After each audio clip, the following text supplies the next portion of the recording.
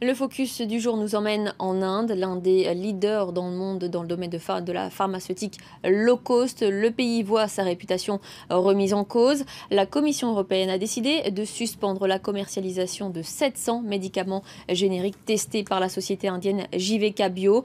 Le 22 août dernier était la date limite pour que soient retirées du marché européen ces molécules génériques. En cause, les manipulations systématiques de données lors des essais cliniques. Bruxelles précise toutefois que ces médicaments ne présentent aucun risque sur la santé.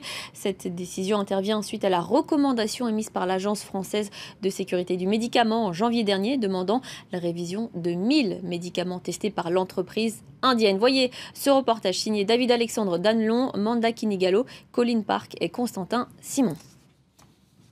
On surnomme cet endroit la plus grande pharmacie d'Asie. Bagheera Palace, dans la vieille ville de Delhi.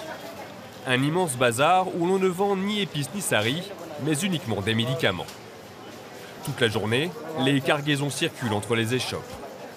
Dans ces cartons, des médicaments génériques proviennent de tout le pays. Ici, médecins, pharmaciens, revendeurs achètent en gros et à bas prix. Une tablette d'antibiotiques peut coûter 10 fois moins cher qu'un médicament de marque. Ça, c'est un traitement pour les personnes atteintes de diabète. La tablette d'un médicament de marque coûte environ 1,50 €. La version générique coûte 15 centimes. Un générique, c'est un médicament dont la composition est tombée dans le domaine public. Sa molécule peut alors être copiée par n'importe quel autre laboratoire. L'industrie pharmaceutique indienne en a fait sa spécialité. En moins de 10 ans, le sous-continent est devenu le 3e producteur mondial de médicaments et le premier en termes de génériques.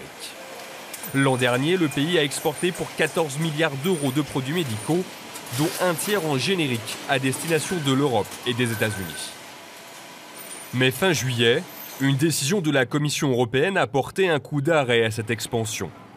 700 médicaments testés par JVK Bio, l'un des géants de l'industrie pharmaceutique en Inde, sont désormais interdits à la vente. En cause, des irrégularités détectées dans les essais cliniques menés sur des volontaires. L'inspection a révélé que les données d'électrocardiogramme avaient été manipulées.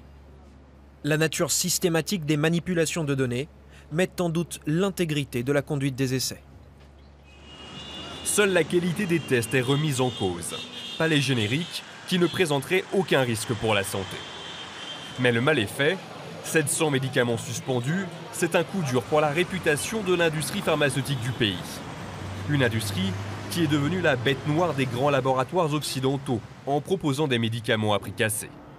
Pour ce représentant des laboratoires indiens, la décision de l'Union européenne serait donc politique, affaiblir l'Inde pour renforcer sa propre industrie. L'Europe a mis le doute dans l'esprit de ses médecins. Maintenant, ils vont y réfléchir à 2 fois avant de prescrire un médicament fabriqué en Inde. Et c'est un immense dommage causé à la réputation de l'industrie pharmaceutique indienne. Pourtant, cette affaire n'est pas un cas isolé. Depuis que l'Inde s'est lancée dans la course au générique, la qualité des essais cliniques a fait l'objet de plusieurs scandales. En 2009, un laboratoire profite de l'illettrisme des jeunes filles d'une tribu dans le sud de l'Inde pour leur administrer un vaccin contre le cancer de l'utérus, le Gardasil. 7 d'entre elles sont mortes en 6 mois. Aucune de ces femmes n'avait entendu parler du cancer du col de l'utérus et aucune ne savait qu'il s'agissait d'un vaccin test. Toutes sont illettrées. En 2012, des victimes de la tragédie de Bhopal découvrent que l'hôpital public où ils sont soignés teste sur eux un nouveau traitement contre le cancer sans les avoir prévenus. En 2013, le laboratoire Ranbaxy est condamné à une amende de 300 millions de dollars par la justice américaine pour avoir falsifié les résultats de nombreux tests de médicaments génériques. En moins de 10 ans, plus de 2000 morts suite à des essais cliniques sont recensés par les autorités. Un climat de suspicion auquel tente de mettre fin cet institut. Au cours de la première phase des tests cliniques, on cherche à évaluer si le médicament présente un risque pour la santé. S'il est ingurgité, quelle est sa toxicité? Nous devons répondre à ces questions. Ici, on forme chaque année près de 400 étudiants aux questions éthiques de l'industrie pharmaceutique. La plupart sont déjà diplômés en médecine, mais ignorent tout des essais cliniques et de leur potentiel économique. Regardez, un test clinique aux États-Unis coûte en moyenne 20 millions de dollars au départ. Mais si on fait le même essai clinique en Inde, il coûtera 50% moins cher. Un avantage que l'Inde ne veut pas perdre. En juin, le gouvernement a annoncé des réformes pour encadrer les tests cliniques. Le directeur de cet institut s'en réjouit.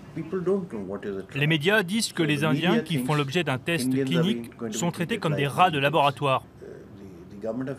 Or, le gouvernement vient de mettre en place de nouvelles règles il y a quelques semaines. Ce sont d'excellentes garanties pour le patient. Dorénavant, son accord est enregistré par une caméra vidéo.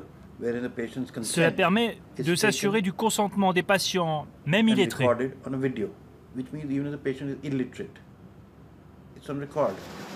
L'interdiction des 700 médicaments a aussi des répercussions au niveau diplomatique. En représailles, le gouvernement indien s'est retiré des négociations sur le traité de libre-échange avec l'Union européenne, des négociations engagées depuis 2007. De son côté, GVK Bio a jusqu'en janvier 2016 pour apporter les éclaircissements demandés par Bruxelles et voir les génériques retrouver le chemin des pharmacies européennes.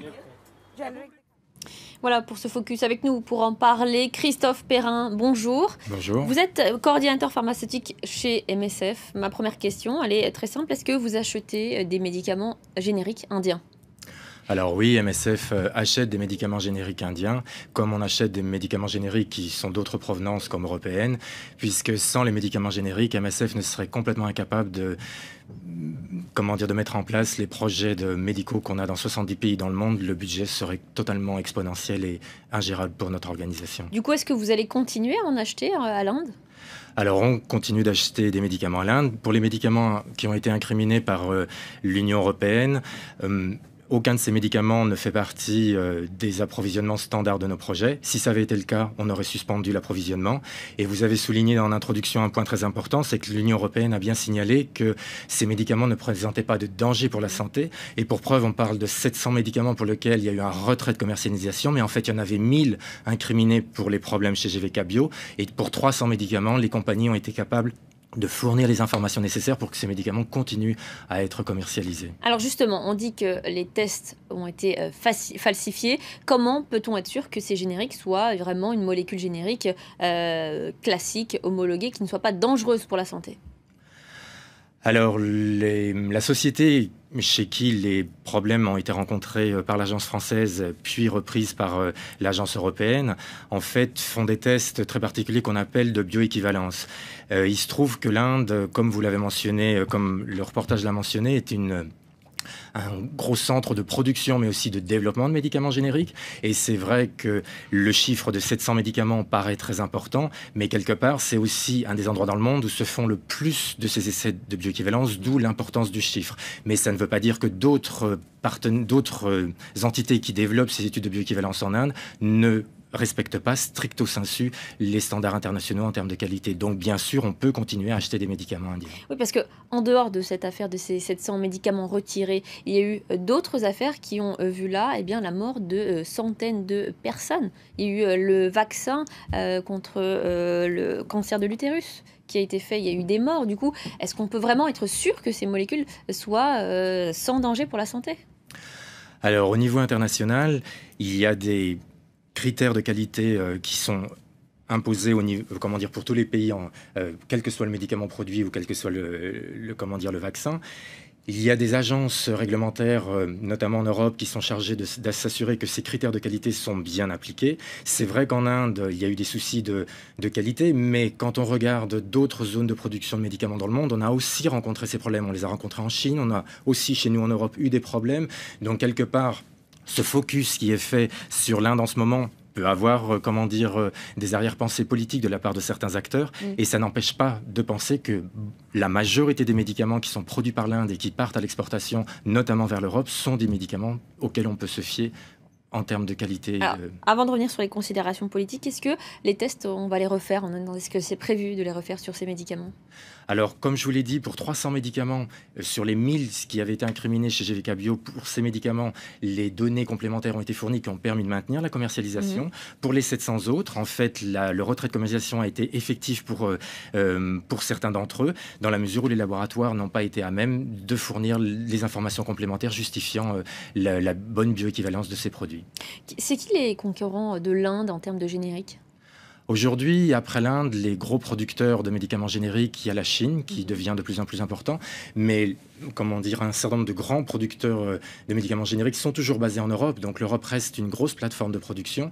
Et il ne faut pas oublier que pour les grandes compagnies internationales, dont des compagnies européennes ou américaines, ils sous-traitent la production d'une partie de leurs médicaments génériques en Inde. Donc l'Inde est capable de produire des médicaments génériques de qualité adéquate et aux standards internationaux. Très rapidement, les faits sont avérés, ces falsifications. Alors pourquoi le gouvernement indien a décidé de se retirer des négociations sur le traité de libre-échange avec l'Union européenne ? Alors là, une réaction infantile un petit peu ? Disons que c'est peut-être une réaction politicienne. On a mélangé un problème purement technique de respect de standards de qualité internationaux avec des enjeux de négociations internationales sur du libre-échange entre l'Union européenne et l'Inde. Et là, quelque part, c'était peut-être effectivement une décision un petit peu hâtive de la part du gouvernement indien. Merci Christophe Perrin d'avoir été avec nous sur ce plateau. Je rappelle que vous êtes coordinateur pharmaceutique chez MSF. Merci beaucoup.